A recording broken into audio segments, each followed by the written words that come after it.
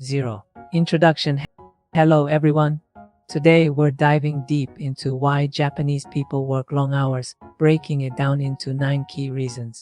From the era when long hours were the norm to the gradual changes we're seeing now, a mix of factors has shaped this phenomenon. We'll cover the shifting values of younger generations, the needs driving elderly workers, and the impact of work-style reforms. By the end of this video, you'll have a clear picture of what's behind Japan's work culture. It's about a 12-minute journey, so stick with the end. It'll be worth it. Let's get started. 1. The company as family, a culture of collectivism and duty. The first reason is the idea of the company as family. Historically, in Japan, a company wasn't just a workplace. It was like a family or a community. Employees were expected to show strong loyalty and a sense of duty, often sacrificing personal time for the organization's sake. For example, during the bubble economy of the late 80s and early 90s, working until the last train was standard. If your boss stayed late, you felt pressure to stay too. It was an unspoken rule. Old Japanese dramas from that time often showed office workers burning the midnight oil.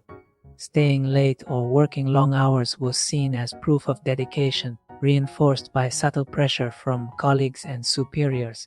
But things are shifting. Younger people today prioritize lives over company loyalty.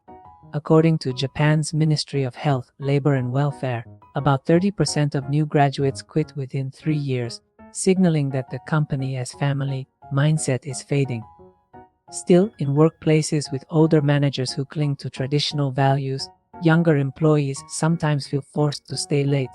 You might hear a boss say, "Back in my day, we pulled all-nighters," creating an awkward vibe that's hard to escape. This generational gap keeps the long hours culture alive in some corners. 2. Time equals value.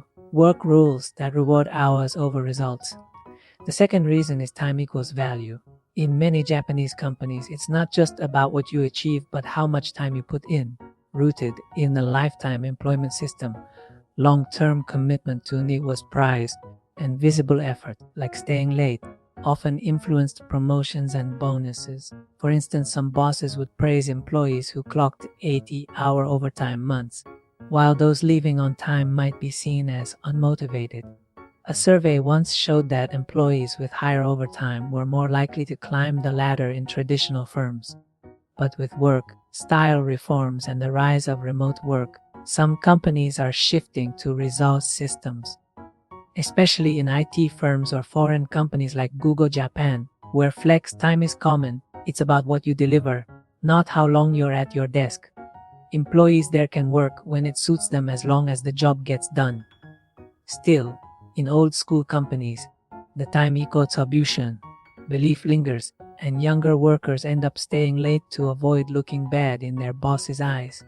This mix of old and new evaluation styles drives both the persistence and decline of long hours. 3.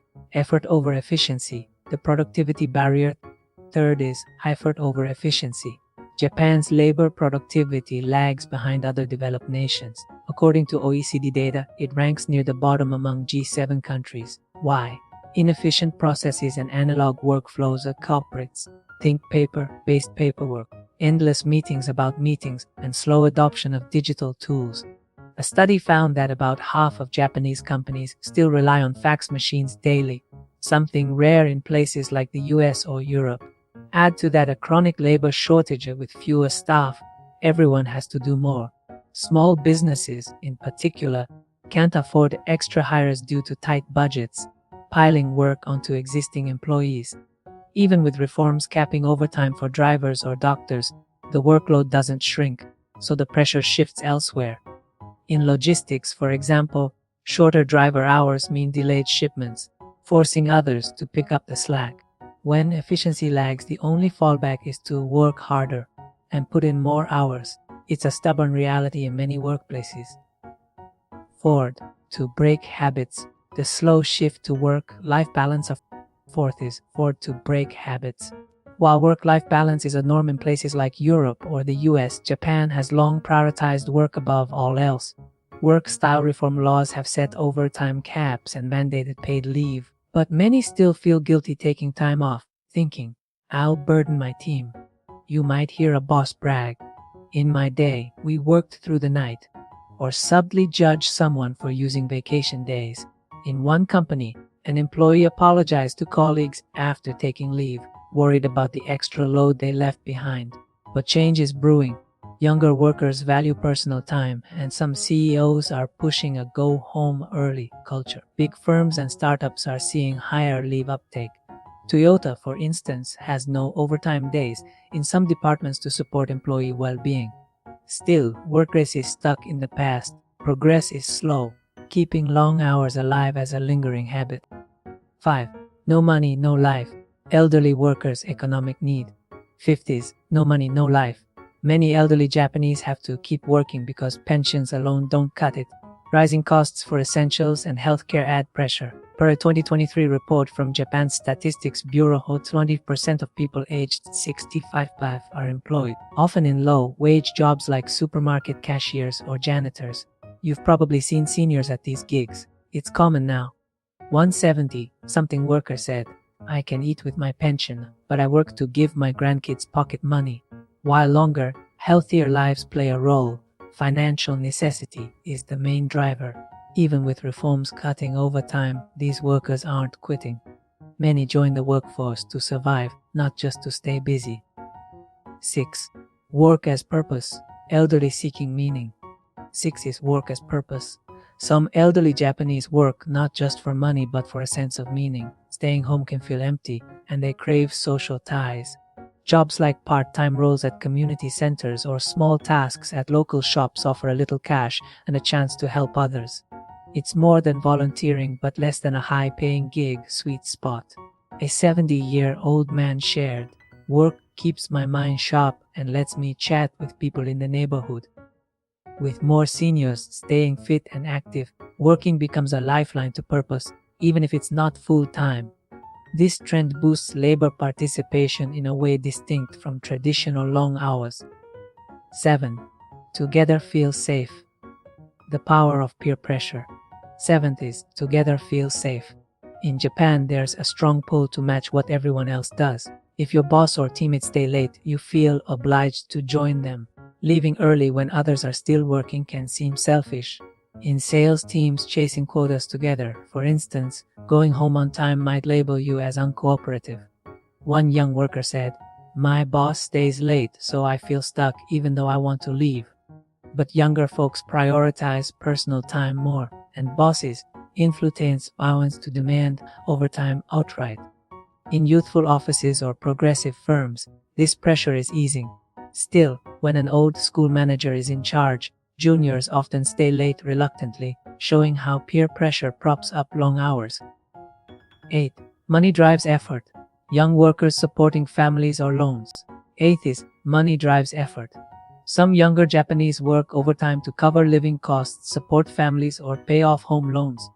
Take a late 20s or 30-something worker with a spouse and kids. Base salaries often fall short, so they lean on overtime pay. Japan's wage data shows stagnant average incomes for full-time workers, making extra hours a lifeline. One 30-year-old dad said, "With school fees and a mortgage, I can't skip overtime." While many youths ditch grueling jobs for a better life, those with financial burdens stick it out. This is especially true in rural areas or smaller firms where long hours become a reluctant necessity. 9. Too much work. Overload and the labor shortage spiral. 9th is too much work. Even with overtime curbs, workloads don't shrink and staff shortages make it worse.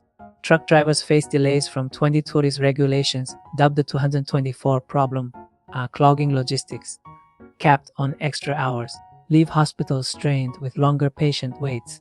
Teachers juggle unchanged club duties. When companies don't streamline tasks or hire more people, employees think, "If I don't stay, it won't get done."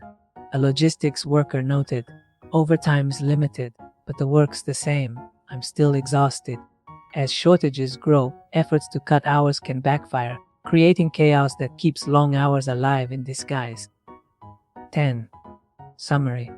So we've explored 9 reasons why Japanese people work long hours: traditional culture, time-based evaluations, elderly needs, peer pressure, young workers, financial motives, and overwhelming workloads. Why is Japan's work so inefficient? One big factor is the lag in digitalization.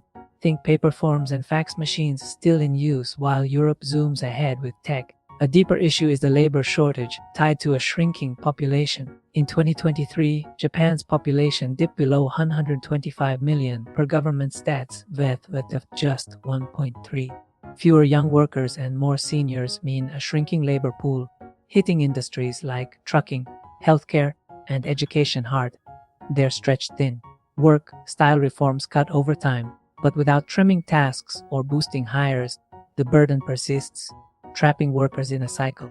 Young people increasingly quit draining jobs for personal time, yet those with families or loans work extra to survive, splitting work culture in two. The company as family idea is fading, but it lingers with older bosses and small firms. Japan's aging society pushes foreign workers, but language and cultural barriers slow their impact.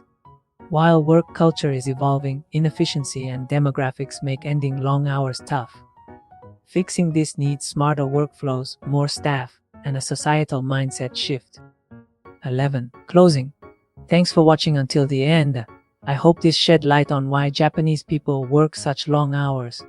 If you enjoyed it, please hit that subscribe button and give a thumbs up. I'll keep tackling work and society topics, so swing by again. See you in the next video. Bye for now.